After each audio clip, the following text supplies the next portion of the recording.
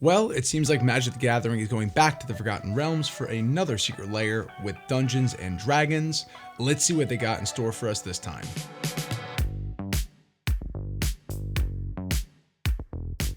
Hey everyone, I'm the Nerdy Attorney. Thanks for stopping by. We're going to do a quick breakdown of the new Dungeons & Dragons Secret Lair Drop coming out February 9th. Very short notice on this one. The announcement was given just 6 days before the release on February 3rd, 2026. I gotta say, it's a pretty good Secret Lair, but it does feel like it's hitting out of nowhere. Before we continue, make sure you like, comment, subscribe, do everything you can to let the algorithm know that you like this content and you want to see more. Also, if you're in the market for cards, make sure you check out Mana Pool, a great way to buy singles that's not directly linked to the TCG market, so you might find yourself some good deals. Make sure to use the affiliate link below to help out the channel. I greatly appreciate it. And finally, check out our Discord. We're a growing community, things are going great there, and this is just a quick shout out to all the wonderful folks who have already joined and the great conversations we're having there about building decks, highlighting new cards that we just got, and working to put together our first spell table tournament.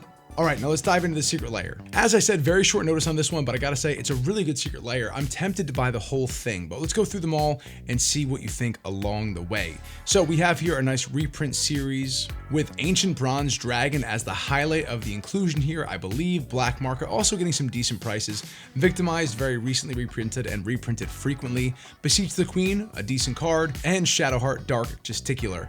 Those are pretty good. I think the real ones are Black Market and Ancient Bronze Dragon. I think it's funny that the vast majority of these cards are in black, but then we have one card with green for the Ancient Bronze Dragon. That could have very easily been Skithiryx or another black dragon card, but you know, the art is gorgeous. I think out of all of them, this is the most appealing art. It's a little more grand. I really enjoy that. So this one is fine, a reprint set. I think that this one doesn't really motivate me too much, but it's not bad. I don't see it committing any sort of problems, any sort of sins here. The art looks decent all around. I think this is fine. I'm gonna give this one a totally arbitrary rating of 4 out of 5 gavels. What do you think? You like that? We'll see if we keep using it. On to the next one. Oh, by the way, the price is going to be here $29.99 for the non-foil and $39.99 for the foil.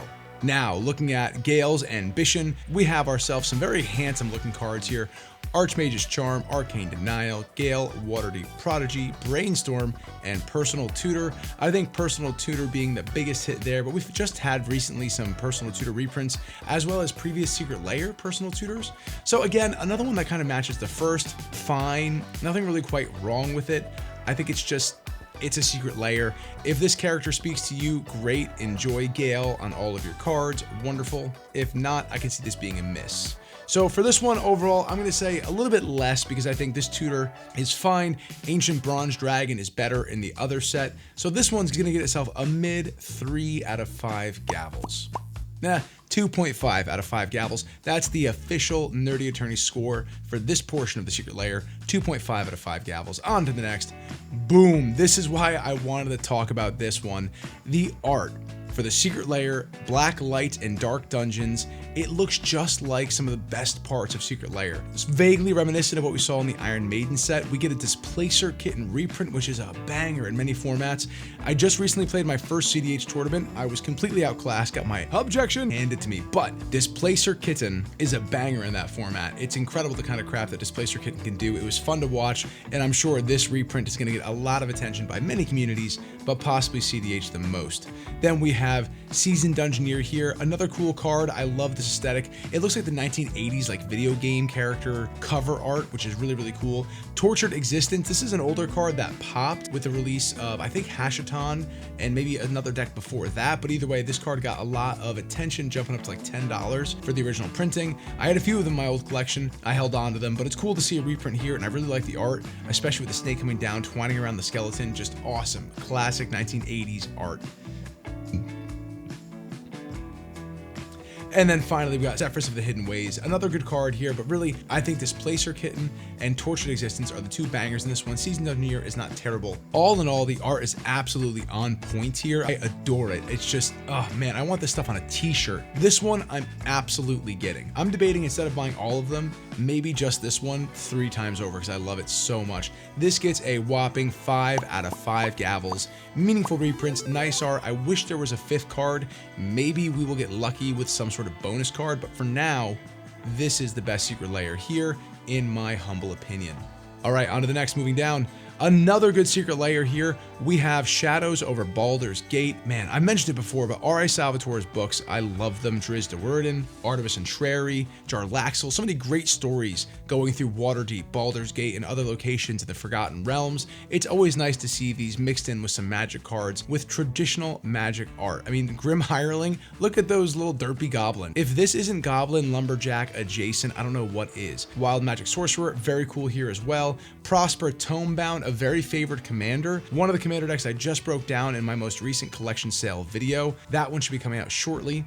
And then Zorn, an amazing token enhancer with really cool art, him just kind of like lounging there holding onto a crystal. I think it's cool. The Prosper, by the way, the effect of using white as like a neon power source for lighting, normally in seeming like Cyberpunk or even the Sensei's Divining Top from Double Masters right here, it just gives such a great effect on the card, making the rest of it just kind of feel moody and that bright point really standing out. Big fan of the art. Again, it's a shame it's only 4 cards here, but we might get an amazing bonus card. So I'll wait to reserve final judgment on that when it comes. This one is going to get itself a handy 4 out of 5 gavels. This right here is my second favorite of the drop, Whispers in Candlekeep. First off, that counterspell. You can never have too many counterspells, but having all of these tomes look like they have teeth coming to attack the mage, it just looks excellent. It kind of reminds me of that battle in the library in Elden Ring, where those things attack you. I think books even come at you, if I'm not mistaken. This reminds me a little bit of Elden Ring. Dragonborn Champion, really good card here. I actually don't have this in my Dragon deck, and it might go in, but this is definitely being purchased specifically for my Dragon. Klauth. Unrivaled Ancient. I mean, there's something to say about Klauth. Klauth is such a powerful card. Really, really good. I've won games with my Dragon because of Klauth.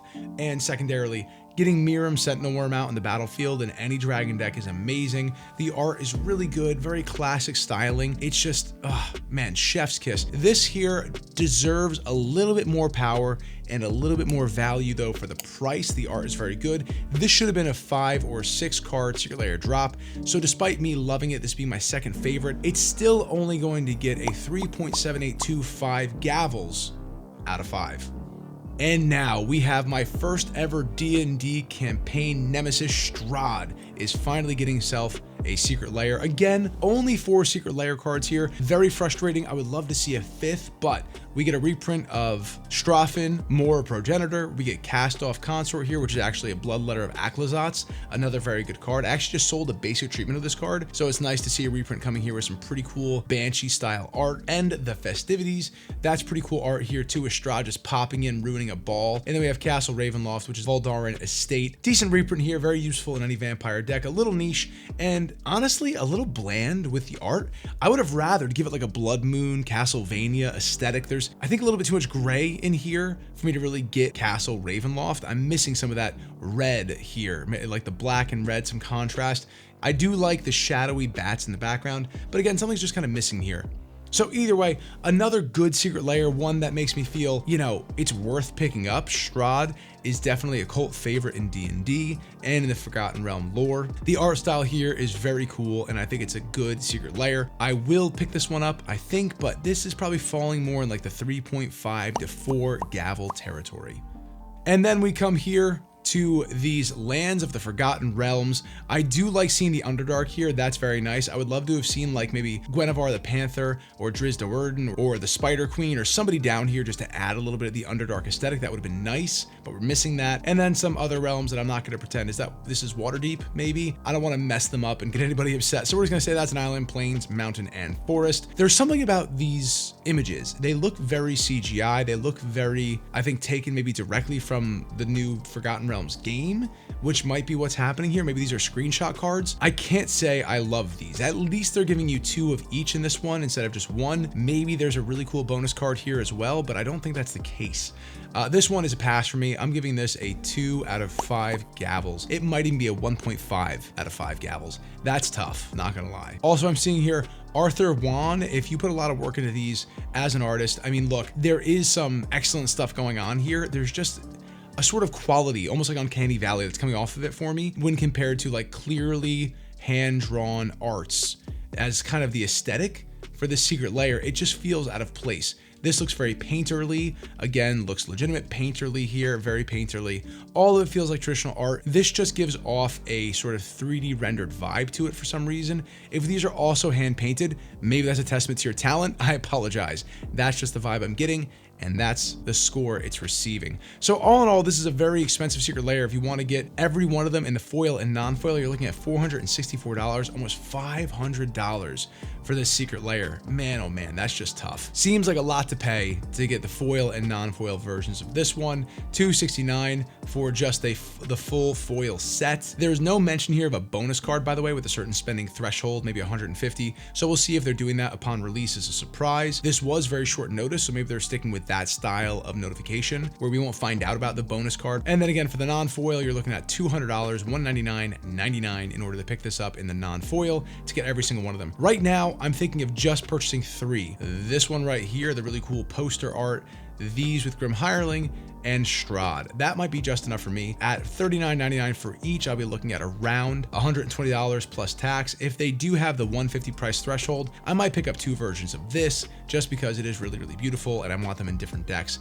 I have multiple decks that run Displace Your Kitten. So, you know, I might do that in one in foil, one in non-foil, because sometimes these cards look better in non-foil when they have dark black contrast, really bright colors, and simple block styling. So yeah, that's my review using my brand new, highly thought out and deliberate gavel rating system. I hope you enjoyed it. It gave a little bit more clarity on how I'm feeling about these sets, and I like the idea of having some numerical score I can track in the future where it becomes rarefied air to get a 5 out of 5 gavels in a Secret Lair review. Either way, I hope you enjoyed the video. This is just a quick conversation about this new upcoming Secret Lair. Let me know in the comments below, what do you think about it? What kind of art style speaks to you most? Are you excited for an Ancient Bronze Dragon reprint? I think that's pretty cool. Is Gale a heartthrob of yours? Are you excited to get Archmage's Charm with the Mufasa treatment of Gale's abs? What is drawing you to this set? For me, it's very clearly this art. I want these on t-shirts or in a playmat. Oh man, what a style. So either way, it was nice to see. It's a good surprise here, and I'm happy to review this set. Even though it came out with little notice, this is one of the ones that I think was going to be a hit no matter what. Dungeons & Dragons Forgotten Realms is a Wizards of the Coast property anyway. It blends naturally and organically with Magic the Gathering, and it's an IP crossover I'm always happy to see. I can't say the same for Teenage Mutant Ninja Turtles, but that's a story for another video. Well, either way, thanks for watching. I'm the Nerdy Attorney. Be excellent to each other, play paper magic with your friends, and until next time, court is adjourned.